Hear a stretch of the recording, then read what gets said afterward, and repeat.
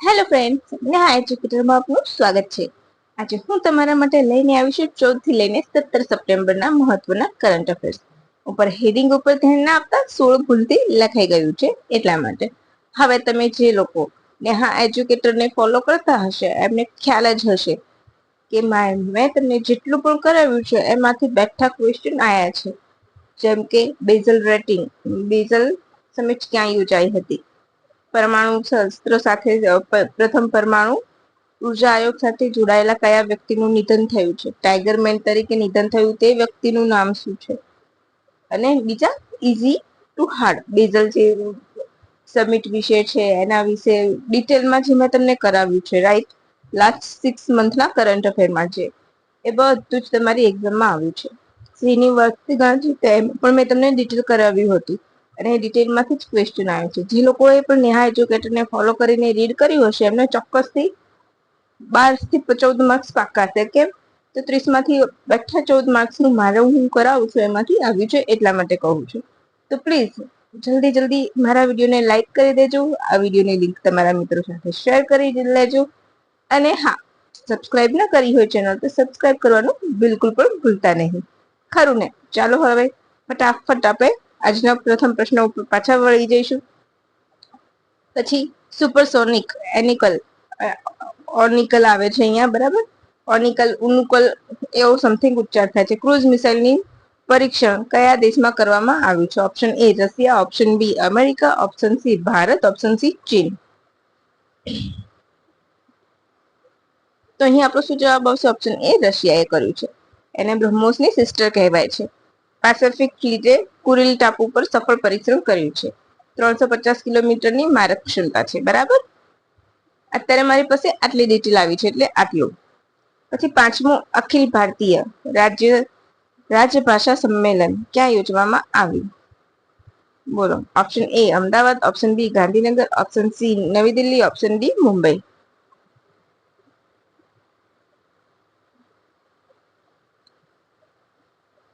તો અહીં આપણો જવાબ આવશે ઓપ્શન બી ગાંધીનગરમાં થયું હતું, બરાબર. તેના મુખ્ય મહેમાન કોણ હતું? તો સહકાર મંત્રી એવા શ્રી કોણ?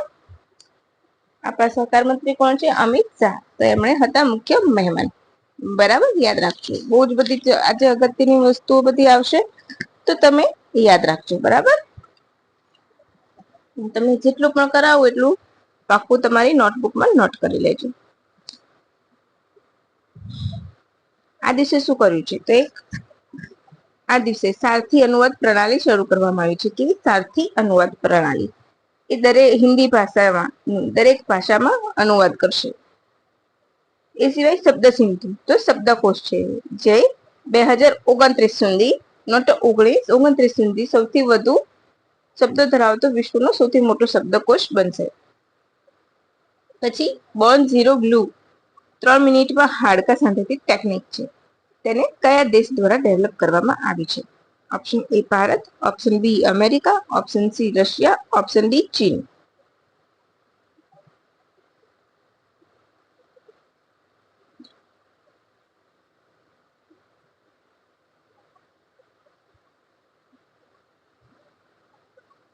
બોલો. અહીં આપણો જવાબ આવશે ઓપ્શન ડી ચીન, રાઈટ. આ ટેકનિક ફક્ત 3 મિનિટમાં શરીરની હાડકાને જોઈન્ટ કરશે, તેમજ ચામડી ઉપર તેની કોઈ અસર નહીં થાય. આ ટેકનિકની પ્રેરણા સમુદ્રી શેવાળ પરથી મળી છે, બરાબર. એના ઉપરથી મળે છે. તેને ઇન્જેક્શન દ્વારા શરીરમાં ઇન્જેક્ટ કરવામાં આવશે આ ગ્લુને, જે ધીરે ધીરે તમારું હાડકું સાંધી કાઢશે, અને પછી 6 મહિનાની અંદર એ ગ્લુ પણ ગાયબ થઈ જશે, બરાબર. આઈએનએસ અરાવલીનું મુખ્ય કેન્દ્ર ક્યાં છે? Option A Haryana, option B Punjab, option C Visakhapatnam, option D Porbandar. તો અહીંયા આવશે આપણો જવાબ ઓપ્શન એ હરિયાણા, બરાબર. આ શું છે? તો આ નૌસેનાના કમાન્ડ એન્ડ કંટ્રોલ ઓપરેશનનું મુખ્ય મથક છે. તમને સિમ્પલ પ્રશ્ન પૂછે, નૌસેનાના કમાન્ડ એન્ડ કંટ્રોલ ઓપરેશનનું મુખ્ય કેન્દ્ર ક્યાં છે? હરિયાણા. એનું નામ શું છે? આઈએનએસ અરાવલી. દરિયાઈ પ્રવૃત્તિ પર નજર રાખશે. તેનો મંત્ર સામુદ્રિક સુરક્ષા એવં સહયોગ છે. એટલે એનો મોટો આઈએનએસ અરાવલીનો મોટો શું છે? तो सामुद्रिक सुरक्षा एवं सहयोग। તે રિયલ ટાઈમ મોનિટરિંગ, એઆઈ આધારિત સિસ્ટમ નેટવર્ક જેવા 43 મલ્ટીનેશન સેન્ટર સાથે લાઈવ કનેક્શન ધરાવે છે. ગેરકાયદેસર પ્રવૃત્તિઓ જેવી કે દરિયાઈ ચોરી, આતંકવાદ, માવજત કરીને પ્રવૃત્તિઓમાં 1 મિનિટ ગેરકાયદેસર પ્રવૃત્તિઓ જેવી કે દરિયાઈ ચોરી, દરિયાઈ ચોરી, આતંકવાદ, આ માનવ તસ્કરી, અહીંયા એરિયે છે, સ્મગલિંગ તેમજ એના જેવી વિવિધ કોઈ પણ ગેરકાયદેસર પ્રવૃત્તિ થતી હોય તેમાં ઓછી કરવામાં મદદરૂપ થશે. મુખ્ય કાર્ય શું કરશે? તો કમાન્ડ એન્ડ કંટ્રોલ ઓપરેશન સાથે INS Aravali maritime domination awareness પૂરી પાડશે. ક્લિયર? હવે તમે સમજી શકો છો કે હું તમને જે ડિટેલ કરાવું છું એ કેટલું જરૂરી છે, ખરું ને? તો પ્લીઝ ફ્રેન્ડ્સ, તમે નેહા એજ્યુકેટરને સબસ્ક્રાઇબ કરવાનું બિલકુલ પણ ભૂલતા નહીં. કયા દેશ દ્વારા સૌપ્રથમ એઆઈ જનરેટેડ સરકારી મંત્રીની નિયુક્તિ કરી છે? સાઉદી અરેબિયા, અમેરિકા, આલ્બેનિયા, એક પણ નહીં. તાજેતરમાં ખૂબ ચર્ચામાં રહ્યું છે. તો એ જે એઆઈ મંત્રી છે એનું પણ તમારે નામ યાદ રાખવાનું છે. તો અહીંયા પર જવાબ શું આવશે? Option C, Albania. અમેરિકા નહીં, સાઉદી અરેબિયા પણ નહીં. આપણો એક શિક્ષક છે કેરળમાં, એ તમારે મને કહેવાનું છે, બરાબર? આ ભ્રષ્ટાચાર ખૂબ વધી ગયું છે એટલા માટે નિમણૂક કરવામાં આવી છે. સારું ને? એઆઈ ફક્ત માણસોની નોકરી લે છે, સામાન્ય જનતાની. તો હવે મંત્રીઓને પણ લાભ મળવો જોઈએ ને, લાભ.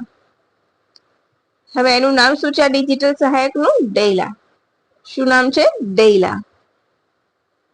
હવે સીપીઆરઆઈ ની આરટીએલ એટલે કે રિજનલ ટેસ્ટિંગ લેબનું ઉદ્ઘાટન ક્યાં કરવામાં આવ્યું? Option A Mumbai, option B Nagpur, option C Paschim Bangal, option D Bengaluru. બોલો. ખ્યાલ હોય તો મને વિચારો તમે, પછી હું તમને આન્સર કહું.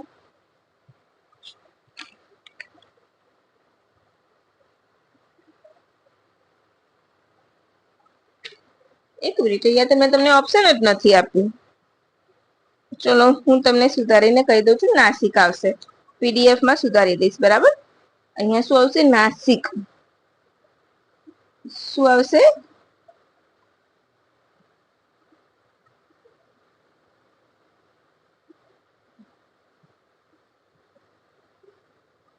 નાસિક આવશે. શું આવશે?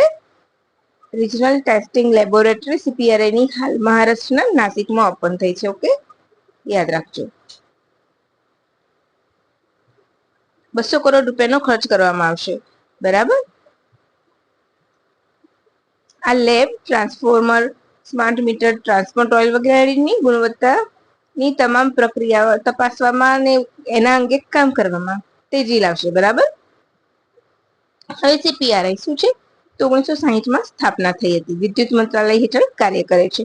સેન્ટ્રલ પાવર રિસર્ચ ઇન્સ્ટિટ્યૂટ સંસ્થા વીજ ઉદ્યોગ માટે ટેસ્ટિંગ, પ્રમાણપત્ર અને R&D ની કન્સલ્ટન્સી સેવા આપે છે. તેના અન્ય શાખાઓમાં ભોપાલ, હૈદરાબાદ, નાગપુર, ગોવા, નાસિક અને ગ્વાલિયર છે, બરાબર? હવે આજનો બીજો પ્રશ્ન. 15 સપ્ટેમ્બરે કયો દિવસ ઉજવવામાં આવે છે? રાષ્ટ્રીય હિન્દી દિવસ, રાષ્ટ્રીય engineering day, international day four democracy કે બી અને સી બંને? તો તમને સૌને ખ્યાલ જ છે એટલે હું સીધો આન્સર કહી દઈશ કે બી અને ડી બંને. ઓકે, રાષ્ટ્રીય એન્જિનિયરિંગ ડે એમ વિશ્વેશ્વરૈયાના જન્મ દિવસે ઉજવવામાં આવે છે. 1912માં મૈસૂરના મહારાજા દ્વારા તેમને દિવાન તરીકે નિમણૂક કરવામાં આવી હતી. તેમના જન્મની શતાબ્દીની યાદમાં ડાક ટિકિટ પણ બહાર પાડવામાં આવી હતી. 55માં એમને ભારત રત્ન મળેલો છે, બરાબર? યાદ રાખજો.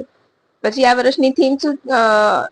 પછી ઇન્ટરનેશનલ ડેમોક્રેસી ડે તો 2008 થી ઉજવાય છે. આ વર્ષની થીમ શું છે? ડેમોક્રેસી ડે ની gender equality action by action. Democracy માટે રાજનૈતિક સમાનતા, સ્વતંત્ર નિષ્પક્ષ ચૂંટણી, મૌલિક અધિકારોનું રક્ષણ, સરકારી જવાબદારી, એ બધા સિદ્ધાંતો ઉપર ડેમોક્રેસીનું લેવલ નક્કી કરવામાં આવે છે. વિશ્વ ઓઝોન દિવસ ક્યારે ઉજવવામાં આવે છે? 16 સપ્ટેમ્બર, 14 સપ્ટેમ્બર, 7 સપ્ટેમ્બર, એક પણ નહીં.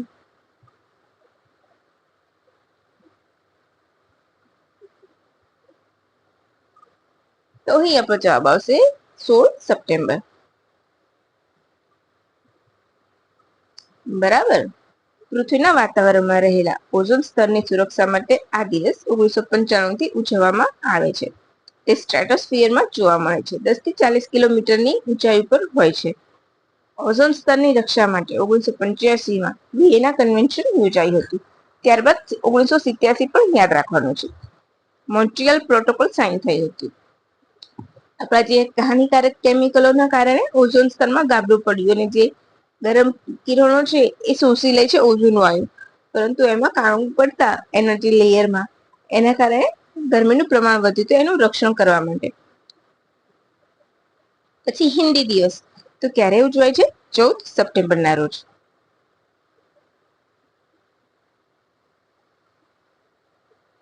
કે તો 1949માં હિન્દીને રાજ્યભાષા તરીકે સ્વીકાર કરવામાં આવ્યો હતો. તેની યાદમાં આ દિવસ ઉજવાય છે. ચીની, સ્પેનિશ, અંગ્રેજી બાદ વિશ્વમાં સૌથી વધારે બોલાતી ભાષા હિન્દી છે. તાજેતરમાં આચાર્ય દેવવ્રત ને કયા રાજ્યનો હવાલો સોંપવામાં આવ્યો? આપણા ગુજરાતના રાજ્યપાલ છે, એટલા માટે યાદ રાખવું. બોલો. તો મહારાષ્ટ્ર. કયો? Option D Maharashtra. બરાબર. કેમ? તો સીપી રાધાકૃષ્ણની નિમણૂક બાદ એમનું રાજ્યપાલનું પદ ખાલી પડ્યું હતું. એ ભરવા માટે તેમને વધારાના રાજ્યપાલનો હોદ્દો સોંપવામાં આવ્યો છે. સીપી રાધાકૃષ્ણ શું બન્યા છે? ઉપરાષ્ટ્રપતિ. સ્વચ્છ વાયુ સર્વેક્ષણમાં પ્રથમ ક્રમે કયું રહ્યું? Option A Indore, option B Chennai, option C Surat, option D એક પણ નહીં. તો અહીં આપણો જવાબ આવશે ઓપ્શન એ ઇન્દોર. આપણું સુરત પણ ગુજરાતનું અહીંયા છે. બરાબર. આ ઇન્ડેક્સ દર વર્ષે નેશનલ ક્લીન એર પ્રોગ્રામ હેઠળ પર્યાવરણ અને જળવાયુ મંત્રાલય દ્વારા બહાર પાડવામાં આવે છે. આ થોડુંક ઉલટું લખાયું છે કે પર્યાવરણ અને જળવાયુ મંત્રાલય હેઠળ કામ કરતા નેશનલ ક્લીન એર પ્રોગ્રામ શરૂ કરવામાં આવ્યો હતો, એ હેઠળ બહાર પાડે છે. ભારતના 130 શહેરોનો અભ્યાસ કરવામાં આવ્યો હતો.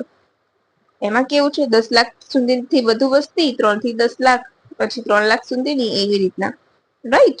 તો 10 લાખથી વધુ વસ્તી ધરાવતા શહેરોમાં ઇન્દોર, જબલપુર અને આગ્રા, અને ચોથું સુરત. યાદ રાખજો, સુરત પણ આ લિસ્ટમાં છે. તો ઇન્દોર, જબલપુર પ્રથમ 2 શહેરો યાદ રાખજો. અને અમરાવતી સૌથી બ્રોસ્ટ હતું. રાઈટ. 3 થી 10 લાખ વસ્તી ધરાવે છે. એમાં કોણ છે? અરે સોરી, અમરાવતી નહીં. અમરાવતી 3 થી 10 માં બેસ્ટ છે. ચેન્નઈ સૌથી ખરાબ હતું 10 લાખથી વસ્તીમાં. વાયુ પ્રદૂષણનું સ્તર ચેન્નઈમાં ખૂબ જોવા મળ્યું હતું. 3 થી 10 લાખની વસ્તી ધરાવતા શહેરોમાં અમરાવતી પ્રથમ છે. પછી દેવાસ તો 3 લાખ સુધીમાં. યાદ રાખી લેજો. આ વર્ષે કુલ 11 શહેરોને પુરસ્કાર આપવામાં આવ્યો છે. તેમજ 103 શહેરોમાં વાયુમાં સુધારો નોંધાયો છે. ઇનફ છે આટલો ડેટા. આ તમારે જીપીએસસી હોય કે પછી તલાટી જેવી પરીક્ષા હોય, વિધાન વાક્યમાં તમને પૂછે તો તમે હેરાન થઈ જશો. તો આ ડેટા તમારો અહીંથી આવશે. હવે તમને લાગતું હોય કે નહીં, હા મેં ખૂબ મહેનત કરી છે, તો એક લાઈક જરૂર આપજો. આફ્રિકા જળવાયુ શિખર સંમેલન 2 ક્યાં યોજવામાં આવ્યું? Saudi Arab, Aedes Ababa, Africa કે એક પણ નહીં. અહીં આપણો જવાબ આવશે ઓપ્શન બી એડિસ અબાબા. બરાબર. સૌ પહેલા નેરોબી ડિક્લેરેશન યોજાયું હતું 2023ના, અને એના સંદર્ભમાં આફ્રિકા જળવાયુ સંમેલન બીજે 2 યોજાયું, જેનો હેતુ આફ્રિકાની જળનીતિ માટે આયોજન કરવાનો છે.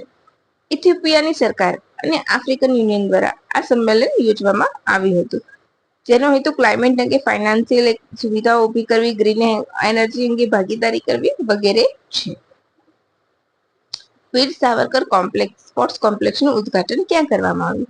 Option A Maharashtra, option B Gujarat, option C Nagpur, option D Mumbai.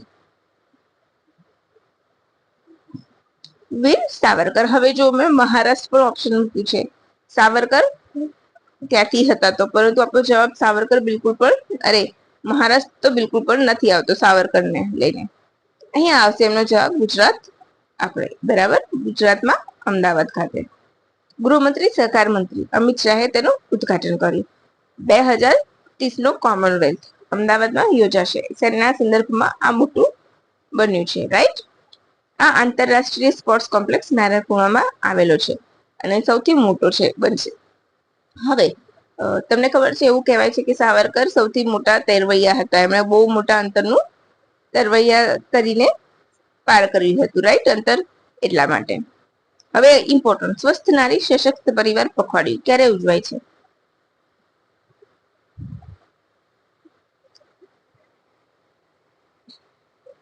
7 September થી 22 સપ્ટેમ્બર, 17 સપ્ટેમ્બર થી 20 સપ્ટેમ્બર, એક પણ નહીં, કે 1 સપ્ટેમ્બર થી 15 સપ્ટેમ્બર? બોલો. તો અહીં આપણો જવાબ આવશે ઓપ્શન સી, 17 સપ્ટેમ્બર થી 20 સપ્ટેમ્બર. કેમ? તો વડાપ્રધાને પોતાના જન્મ દિવસે આ યોજના લોન્ચ કરી છે, બરાબર. 17 સપ્ટેમ્બર થી 2 ઓક્ટોબર સુધી તે ચાલશે, બરાબર. સાથે સાથે 8મા પોષણ માસની પણ શરૂઆત થઈ ગઈ છે, રાઈટ. એ ચાલશે 7 સપ્ટેમ્બર થી 22 સપ્ટેમ્બર, બરાબર. જે હેઠળ રાજ્યના 1 લાખ કરતા 41 વધારે લોકો યોજાશે.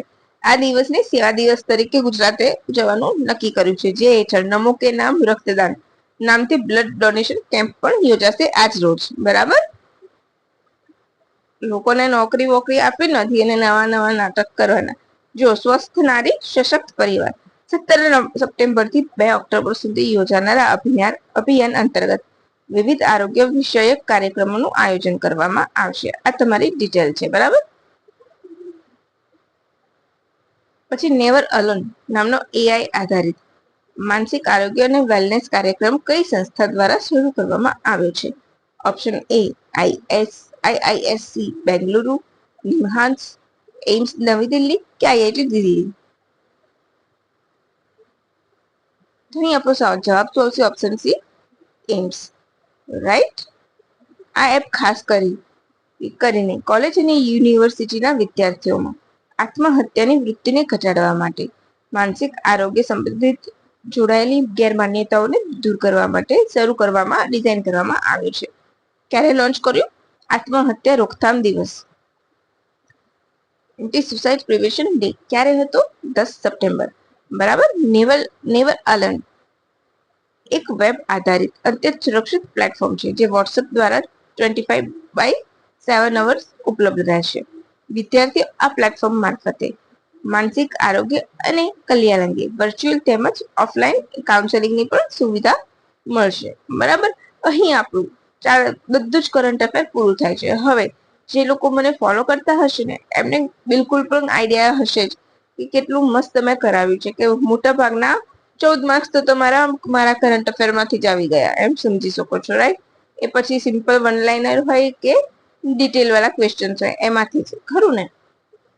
તો ચલો ફટાફટ નેહા એજ્યુકેટરને સબસ્ક્રાઇબ કરી દો અને તમારા મિત્રોને પણ સજેસ્ટ કરજો કે નેહા એજ્યુકેટરને એમણે સબસ્ક્રાઇબ કરી લે અને મિત્રોને પણ બીજા એમના મિત્રોને કહે, ખરું ને? ચાલો હવે રજા લઈશું. Thank you for watching my video and have a good day, friends.